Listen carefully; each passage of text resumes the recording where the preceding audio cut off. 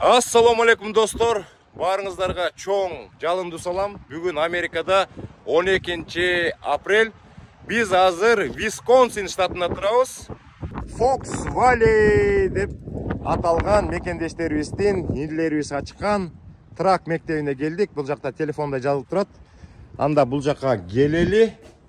Трак мектебине киргенде бул фая экен. Азыр биз бардык маалыматтарды алып беребиз. Эмнеге бул трак мектеп Висконсин штатында ачылды, качан ачылды, кандай жаңылыктар болуп атат, на фаяда жазылып турат. Fox Valley трак мектеби деп. Мыякта бакыйып телефонда турат. Киношада. На адресин дагы бул жактан көрүп алсаңыздар болот.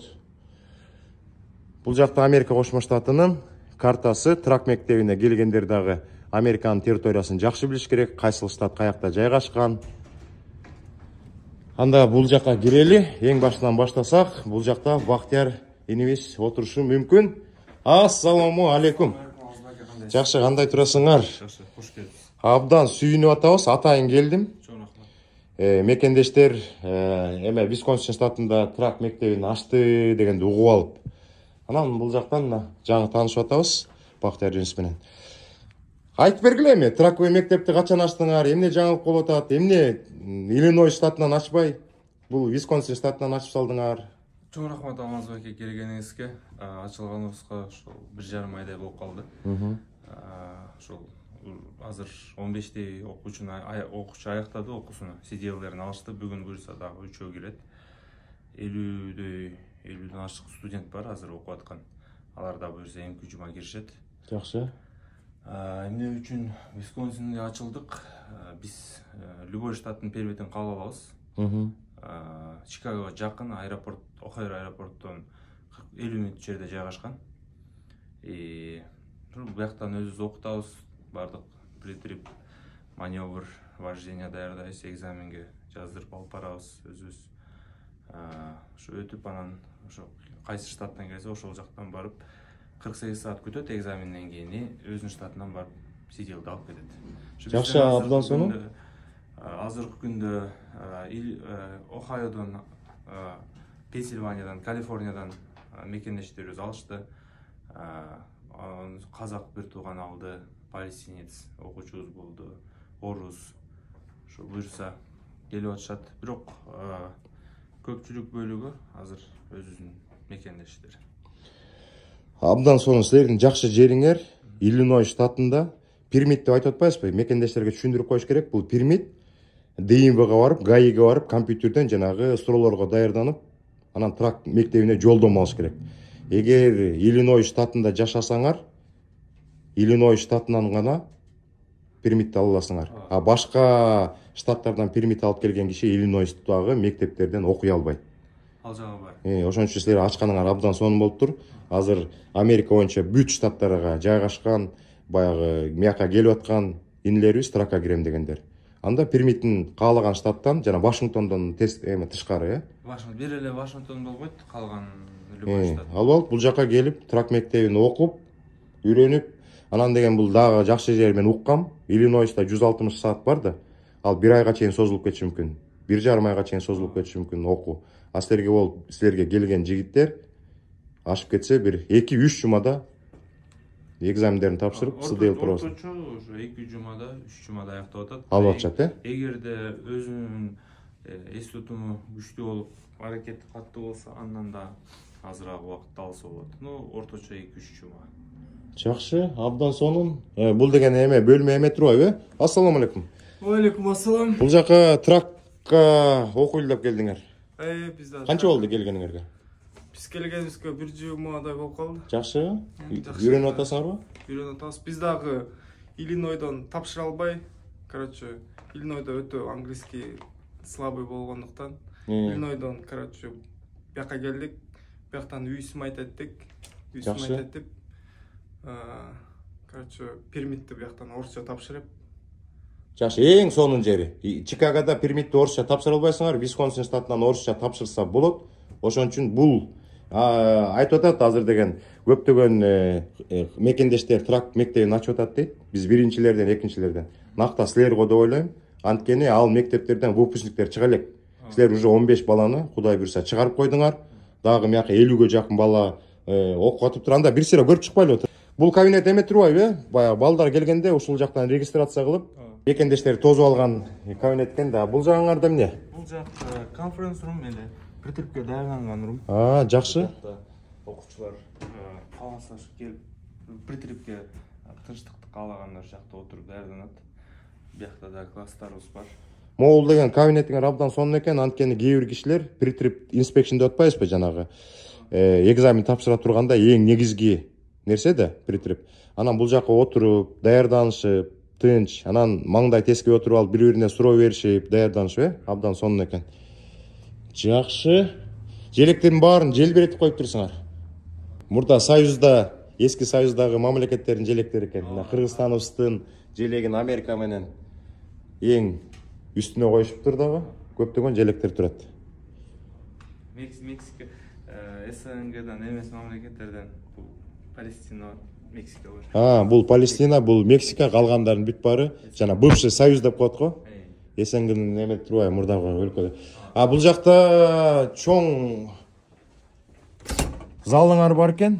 Бул жакта деген мекендештер даярданып аткан турбайбы? Салам алейкум. Алейкум ассалам. Жигиттер кандай турасыңар? Жакшы турасыңарбы? Баарыңар кагаздарды алып алып, притрипти окуп атасыңар, жаттап атасыңар. Бул деген негизи муну биз деген 15-жылы мен тапшыргам да, 15-жылы. Муну окуп, башыңарга киргизе албайсыңар. Баягы маанисин түшүнбөсөңөр деле көз менен жаттагыла, ооз менен айтып бергенге дегендей болгула да.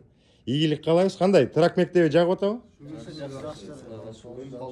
Уже канча болду окуп атканыңарга? Бир жумадай болуп калды го. Бир жумадай болуп калдыбы? Кудай буйрса уже даяр деле болуп бүткөн турбайсыңарбы? Жок, буйруса эми. Буйруса. Эме кылып аракет тазы. Канча убакытта бүтүп кетесиңер мыякта, мектепти? Бир неделя деп атабыз. Мындан кийин дагы бир неделя кылып, 2 неделя даярданып, анан экзаменге барып, анан кетесиңер. Баарыңар кайсы штаттардан келдиңер? Баарыңар эле основной Чикаго. Эмне Чикагого окууга барып окубайсыңарбы? Биздин эме да буякчы тааныш, буяктан өзүбүздүн эмелерибиз. Антпей эле айтпайсыңарбы? Чикагого барганда, ДМВга барганда, англисче суроо бергенде жооп бере албайбыз, анан мыяк жеңил, Висконсин штатында орусча пермит тапшырса болот дегенде. Биз Висконсин кылдык деп айта эместер как. Анан дагы эң белгилүү жерин айтып кетсек, өзүбүздүн кыргыздардын мектебине келип окуганга дагы бизге насип кылган экен. Патриотизм болгондуктан өзүбүздүн кыргыздардын мектебине келип окуп атабыз да. Украинстердикине барбай, орустардыкына барбайчы. Ошо да эң негизги маселе ошондой да. Бул мектеп деген силерге жардам бериш үчүн ачылды да. Азыр эмне деген мекендештер келип атат, дагы келе берет. Анан баарын ойлойт, тракка барып иштейбиз дейт. Анан Пенсильвания штаты, тиги штаты, Флорида дебей, мына Чикагога жакын мекендештер ачкан. Анын үстүнөн Висконсинде абдан сонун эмелер бар экен да. Мисалы мен англисче тапшырдым. Пермиттичи. Кайсыл жерден тапшырдым? Ушул жерден тапшырдым. Ушул жерден пермит. Мен Чикагодан деле тапшырмакмынчы. Ооба. Просто өзүбүздүн эмелерге бул жакта өзүбүздүн жердештер болуп атат дегендей. Өзүңөрдү эми баягы кенен сезесиңер да. Орустардын мектебине оралып, чүнчүп отургандан көрөп, мекендештердин мектебине келген окуган кандай сонун, Условиялар сонун баары. Только биякта так окусаң деле болот. Бул жакта тем более постоянно намазда окуйбуз, окуу учурунда. Окуу учурунда аз зал абдан чоң турбайбы? Мияка деген бир учурда 200-300 деле окуучу келсе батат экен да. Тиякта кабинеттер бар экен, миякта кабинеттер бар экен. Анын тиякты көрсөтүп койбойлубу? Кээ бир мекендештер баягы тыныч жерге өзү жалгыз отуруп алып окуганды жакшы көрүшөт. Кээ бирлери болсо бирөө менен отуруп алып, кобурашып, кичине көңүлдүүрөөк даярданган жакшы көрөт да. Анан баягы көңүл, баягы жалгыздыкты жакшы көргөн мекендештер үчүн мондай кабинкалар бар экен, мага абдан жакты да. Тыптынч. Бири-бирине мишет этпейт, миякта бирөө, миякта бирөө, миякта бирөө деп как раз 6 кабинка бар экен. Бул жакка отуруп дагы даярданса болот экен. Абдан сонун. Дагы көрдүм тетигил жерде эме бар экен, кухняңар бар экен. Кухня бар экен, ал кухняга мекендештер чарчаганда кирип, кофе-софелерин ичип. Анан могул жерде залды эмне кылып алып аттыңар эле? Бул жака ошол информационный телевизор коебуз, чтобы Могул жерге чоң кылып килтеген телевизор болот. жака отургучтарды коебуз. ушул чынын айтканда окуучуларды бизде дагы бир инструктор бар азыр. 2 инструктор бар, 2 казак жигит. Мен досум, партнерім. Ушу 4 инструкторбуз азыр. Буюрса азыр ошол өзүңүз көргөндөй шашып кетти экзаменге. Балдарды алып кетти да. Ушу балдар бат даярданганы үчүн бизде эме болуп калды да азыр. Жума сайын эле экзамендер айланып эле колубуз тийбей атат чын айтканда жака алып келип. Бирок буюрса ушул дем алыш күндөрү ушул жакта дагы эме кылабыз, биякта. Бирок уже биякта полный ход сабак үйрөнүп атат. Жакшы. Азыр көптөгөн мекендештер күтүп турганда мындай нерсеничи. Көптөгөн мекендештер каяка барабыз, кайсыл мектепке барабыз, кайсыл жерде телефондор кандай, адрестер кандай деп издеп жүрүшкөн. Абдан сонун болуп тур, бул видеонун ылдый жагына адресин жазабыз, телефонун жазабыз. Көптөгөн мекендештерге абдан жеңилдик кылып койдуңар. Буюрса. Мекендештер мектебине келип окушат. Анан силердин абдан сонун жериңер эмекенде. Бул мектептин артында эле паркинг бар экен. Бул бизде чыкканда паркинг бар, анткени биякта окуп уже башка кирбей калат да окуган. Ошону сыртка чыгып уже практически, Практически биз көрсөтөбүз, анан бири-бирине көрсөтөт. Биякта 1 ярд бар, анан дагы 1 ярд бар. 5 мүнөттүк жерде жайгашкан, ал 2 ярд бар да, чтобы задерживаться этпесин деп, ин-класс сабактагы сабакты алса, бияктан ин-класс сабактарды. Андан кийин маневрга чыкканда батсын деп ошо 2 ярдта биякта азыр. Жакшы, мияктан деген теоретически, мияктан практически кылып кол көндүрөт. Азыр бүгүн деген 3-4 жигит мекендештер экзамен тапшырат экен. Как раз азыр даярданып аткан учур экен. Аякта дагы азыр барып көрсөтүп коебуз. Экзаменге кандай даярданып атат, стрейт паркинг, параллель паркингтерди жасап атат. Мен жана бул жака келатып көрдүм. Аякта да азыр барып тартабыз, Кудай буйрса. Жигиттер жакшыбы? Даярдык жакшыбы? Трак мектеп жабып атабы, трак мектеп? Сонунбу? Азыр көптөгөн балдар ичинде. Достор, бул жакта талант энебиз бүгүнкү экзаменге даярдыгын көрсөтүп жатат. Mounted cap tight, full, no leaks.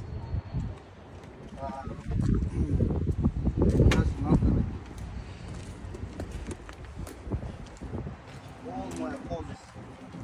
Cycle mounted, no cuts, no leaks. Full on tank. Cap tight, full, no leaks. Oil cap. Cap tight, no leaks. Dipstick. Oil at a proper level. Бул жакта дагы башка жигиттерибиз талант энебиз айтып жатканды угуп, кийинки экзамендерге даярдык көрүп жатышат.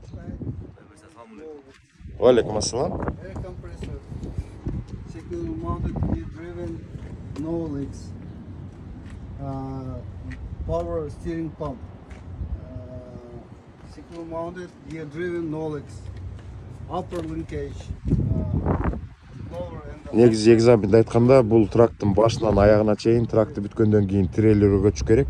Трейлердин аягына чейин айтып, анан бул кабинанын ичине кирип, тормозной системаны shock absorber. айтып бериш керек. Cycle mounted, no leaks. Lower 3 pieces linkage. Secured with custom nuts. Мына бул жакта паркинг. Бул жакта паркинг, трак мектебибиз бул жерде. Жигиттер pre-trip inspection'ди жаттап, ичинен даяр болгондо бул паркингке чыгып, биякта трактор турат, капоттору ачык болот. Практика жүргүзүп, бул жактан даярданышат. Бул трак менен straight паркинг, параллель паркингке колдорун көндүрүшөт. Brake hose. Cycle mounted, no cut. Straight паркинг, параллель паркинг. Миякта фишка турат, миякта фишка турат, трак чыгып келатат. Азыр ушул боюнча астыны көздөй чыгыш керек дагы. Трак арты менен келип, ушул эки фишканын ортосуна кириш керек. Муну straight паркинг деп коет. Мына көрдүңүздөр, фишкалар тизилип турат. Ушул жактан трак астыны көздөй чыкты. Кайра артты көздөй кириш керек, фишкаларга тийбей. Трак айдоочубуз артты көздөй айдап келатат. Бүгүн Кудай буйрса экзаменге барат. Бардык pre-trip inspection'ge трак айдоону жакшы өздөштүрдү. Мына өзүңүздөр көрүп атасыздар. Бул жагында фишка, оң жагында дагы фишка, бир дагы фишкага тийбеш керек. Азыр параллель паркинг кетти. Ошол эки фишканын ортосунан чыгат дагы түз айдап чыгып, сол жакта турган фишкалардын ортосуна кириш керек. Бир дагы конуска тийбей. Көрдүңүздөр достор, башында келгенде жигиттер билбейт, анан акырындан колду көндүрүп атып, ушундай параллель паркинг, стрейт паркингтерди үйрөнүп чыгат дагы экзаменден өтүшөт. Мына бул жактан трак чыккан, астыны көздөй айдап барып, кайра жанындагы эки конустун ортосуна параллель паркинг жасап жатат.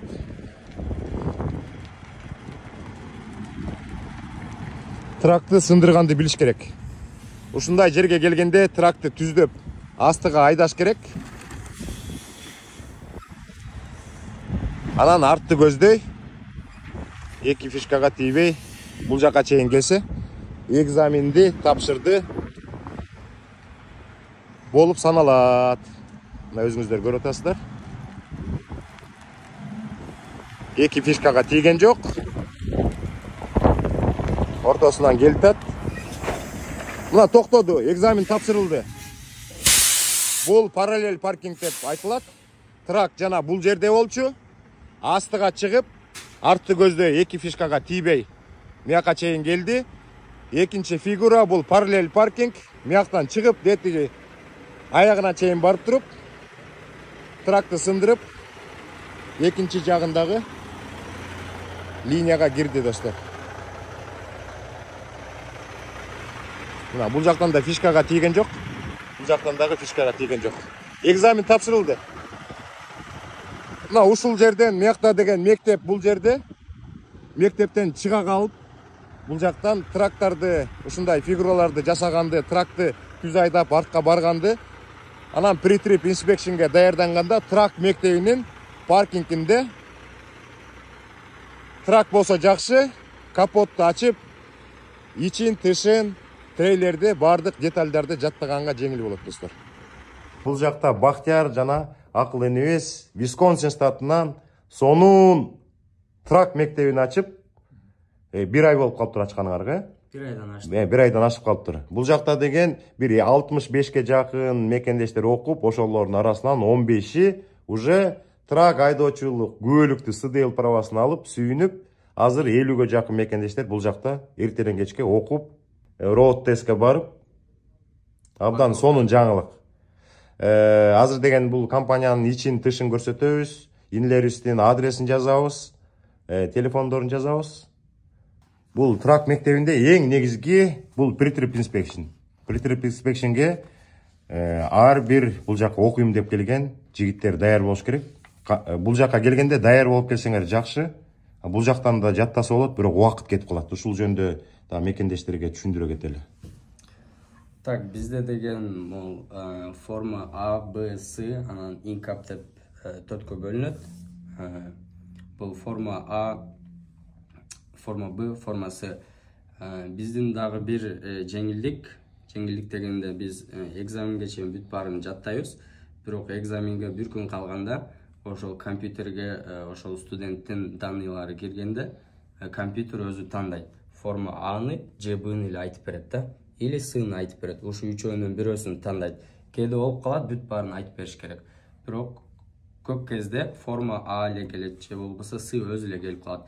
Ошондо получается бул форма С менен инкапты айтат, и бул каплингди айтат. Бул Б менен Аны айтпай, экзаменден ошо бир эме менен айтып бүтсө болот. То есть бул деген 24 саат калганда ошол студенттин мындайча айтканда бир сера өзүнүн айта турган формасын билип даярданып бир күн убактысы болот. Бул деген студентке жеңилдик, бул дагычы. Эгерде студент эртең экзаменге барат дегенде жаттаганын, а может могу эң главный кайсы могу бул обязательно келет жок могу келет. Бул обязательно келет, анан ошолордун ичинен бул келет же бул келет деп айтып калат, ушул А, Б, С формадан бирөөсү келет. Ооба, Обязательно. ооба. Кээде баары келип калат, бирок 90% бирөөсү келет. Бул in-cup inspection обязательно болот, и бул coupling да обязательно болот. Получается, экзаменге бир күн калганда ошол бизде возможность болот, ошо бирөөсүнө жакшы даярданып, чтобы экзаменден кулап калбай өтүш үчүн өтө чоң, мындайча айтканда, жеңилдик студент үчүнчү. Көптөгөн мекендештерибиз Чикагода жашайт да. Анан алар айтат да, эмнеге Чикаго ачпайсыңар, бизге жакын болмок деп. Ошол бул Висконсин штатына ачылган эң негизги себеп могу Чикагодагы мектептерден айырмасы кандай болот? Сиз айтып өткөндөй, биз любой штаттын пермитин кабыл алабыз. Пенсильвания, Калифорния, Ohio, кайсы болбосун, Нью-Йорк. И дагы бир артыкчылыгы бизде Чикагода 160 саат отуруш керек да. Ал деген бизде азыр орточо 2-3 жумада аяктап атышат окуучулар. Чикагода андай болбой калат да. Бир топко туруп калыш керек. 160 саатты окуп бүтмөйүнчө узакка созулуп кетиши мүмкүн, Иллинойс штатында ошол 160 саат студент окуш керек деген закон бар. Ошон үчүн мисалы кыргыздар Пенсильванияга барып окуп келип атпайбы? Анын бирден бир себеби аякта ал закон жок. Ошол сыяктуу эле бул биз ачкан Висконсин штатында да 160 саат окусун деген ушундай требование жок. Баягы трак мектебине ярдтар абдан эме болот да. Баягы керектүү нерсе да. Ошо ярдтар жөнүндө түшүнүк берип кетели. Биз ошол студенттерге ыңгайлуу болуш үчүн ошо ярдыбыздын жанында бул биздин класстар. То есть класстан чыгып, сразу ярдка чыгып, ал жактан pre-trip inspection'ды үйрөнсөк болот, же тракты айдап парковканы үйрөнсөк болот. Анан бизде дагы дополнительно башка ярдыбыз бар, экинчи ярдыбыз. Ал жака да барып вождение кылып үйрөнсөк болот. Себеби көп школаларга барганда ярдтар алыс болот. Мектеп шаардын ичинде болсо, ярды деген 1 саат, 2 сааттык жерлерде болуп калышы мүмкүн. Кээде 50 мүнөт, 1 саат айдашат. Ошон үчүн биздин студенттерге ыңгайлуу болуш үчүн ушу ярдтагы, школадагы бир жерде жайгашкан. Абдан сонун. Жанагы айдоочуларчы эртең роад тест тапшырганы баратышат. Экзамен тапшырганы баратканда алар эмнени билишет? Алар кайсы жерден, кайсы жолдон айдайт экзаменде. Экзамен болгонго чейин 2-3 жолу барып, ошол жолдон айдатабыз. Каерден кандай буруш керек, солго, оңго кантип бурасың, каерде светофор бар, каерде кандай скоростьта айдаш керек, бүт баарын заранее билишет, чтобы эртең экзаменге барганда баштары айланып түшүнбөстүк болбош үчүн биз ошону заранее үйрөтөбүз. И также ошол жана парковкада экзамен болгон парковкада барып, ал жерден да тренировка болот, чтобы баягы көздөрү көнүп, колдору көнүп дегендейчи айдаганда. Ошол эмне экзаменге керек болсо бүт детальдарын үйрөтөбүз, чтобы максимально түрдө ар бир студент качественно барып өткөнүнө биз колдон келишинче баягы салымыбызды кошобуз. Аэропорттон баштап буяка чейин канча мүнөттүк жол экен? Это уже жарым саатта келип каласың. Жарым саат. Эми жарым саат 30 мүнөт, 40 мүнөт деп койсок болот, келип калат. Жакшы, анан деген көптөгөн мен 2015-жылы трак мектебинде окуганда мындай помещениясы жок болчу. Көчөдөн эле өтчүбүз да. Көчөдөн бул адреске кел деп койчу. Анан ошол жака барабыз, ошол жактан эле кезиктирип, ошол жактан притрипти колубузга кармап туруп эле көрсөтүп койчу. Анан тракты чалаба бучук үйрөтүп койчу да. Ама жакта кандай сонун условия? Кабинеттер бар, артта паркинг бар. Анан деген экинчи дагы паркингтер бар экен, Бул ашып кетсе бир 5-10 эле мүнөттүк жол экен, 5 мүнөттүк жол. 5 мүнөттүк жол. Ал бул паркингке караганда абдан чоң экен, Ал чоң. Ал экесе чоң. Экесе чоң, Неге реклама кылбадык? Биринчи корктук да эмеден, жоопкерчиликтенчи. Көрөйүк дедик, биздики баары даяр болду, бирок балдарды окутуп көрөйүк. Баары жакшы өтүп баштаса, анан кийин кылайык депчи. Анткени көп киши топтоп алып, анан кийин тилинен же башка жагынан харамат этип болбой калса, анан баарын жоопкерчиликти алыштан корктук. Бирок шүгүр ошо кирген эле өтүп атат. Филадельфия ушул башка штаттарга караганда бул жакта жеңилдиктер өтө жакшы да. О, мага эмне деген мекендештер чалчу мурда. Эмне деген мекендештер сурачу. Баарын эле тетиги Пенсильванияга эле баргыла дей берчү эмес белек. Бенсалем деген жерге барасыңар. Орустардын эң негизги маселе. Аяка барганда, Бенсалемге барганда $3,500 төлөчү окуусуна. Андан тышкары аяка деген жата турган жери, тамак ашы, барып келген жолу болуп 4,000-4,500 чейин чыгып кетчү да. Мыякта окуу 2700. 2700 анан экзамени бар да. Экзамен. Экзамен канча? Экзамен 300 болот. 300 Эми жакшы, 2700 төлөсө анан экзаменге барганда $300 кетсе, общий бир $3,000 кетет экен да. Тракт немелерин илген турбайсыңарбы? Детальдарын кайсы англис тилде кандай айтылат деп, мыякта тракттын сүрөтү турат. Мыякта болсо мотордун сүрөтү. Бардык экзаменде айтыла турган нерсенин бүт баары жазылыптыр мыякта. Мыякта жазылыптыр. Мыякта трейлер полностью. Экзаменде Pre-trip inspection'де айтыла турган нерсенин баары жазылыптыр. Мо брейк чемберде, чынбы? Брейк чембер. Мыякта болсо жанагы airbag'тер. Мына азыр деген бул жакта тракта иштейм деген жигиттер мына эң негизги жолго чыкканда жазып коюштур 34,000 паундтан ашпаш керек бул жак. Ортоңку дөңгөлөк 34,000ден ашпаш керек, асты 12,000ден ашпаш керек. Общий Америкада 80,000 паундтан, таразага түшкөндө ашпаш керек. Эгер 80,000ден ашып кетсеңер уже штраф. Анда силерге ийгилик каалайбыз. Аманчылыкта болуп, жакшы окууларды бүтүрүп, СДЛ праваны алып, Бактияр акыл энелерибиздин жардамы сиздерге тийип, Кудай буйруса трак компаниясында иштеп калыңыздар. Энелерибизге дагы абдан чоң рахмат, анан ийгилик каалайбыз. Сизге да чоң рахмат Алмазбек келгениңизге. Трак айдоочулардын эң жаман көргөн нерсеси могу жазуу. Ушуну көргөндө жүрөк локулдайт. Онда красный жамбазың. Онда кызыл жанбай жашыл жанып турсун да. Только жашыл жанды. Жакшы. Фокс Валлейде эмнеге аталып калды трак мектеби? Фокс Валлей ушул территория Висконсиндин өйдө жагынан ушул жерлерге чейин бир сай экен да. Фокс Валлей деп аталат экен. Ушуга токтолдук. Эми силер өзүңөр Висконсинден ачкандан кийин трак мектебин. Висконсинге бир эмеси бар, тиешеси бар, бир атты ойлоп таптырсыңар да. Жакшы. Түлкү сай болуп которулат да. Түлкү сай. Түлкү сай. Эми түлкү сай деп айтып берсеңер болот, Фокс Валлей деп айтып берсеңер болот. Так, жакшы. Сыртта дагы мекендештер көп экен. Аякта да жүрүшөт. Анан кээ бир учурларда абдан көп балдар келип калат турбайбы, мияк батпайчы. Кудай буйруса эми биздин видеода жардам берип калышы мүмкүн. Көптөгөн мекендештер маалымат алып калса, чалышат, келишет. Бирибизге колдон келген жардамдарды берели. Анда эмне кылалы? Жыйынтыктайлы, биз дагы жумушка чыгалы. Мындай өтүп баратып эле келгенбиз. Чоң рахмат Алмазбек. Силерге ийгилик каалайбыз. Жигиттер. Ассаламу алейкум. Кыргызстанга салам. Мына Кыргызстанга салам. Жакшы, ийгилик каалайбыз.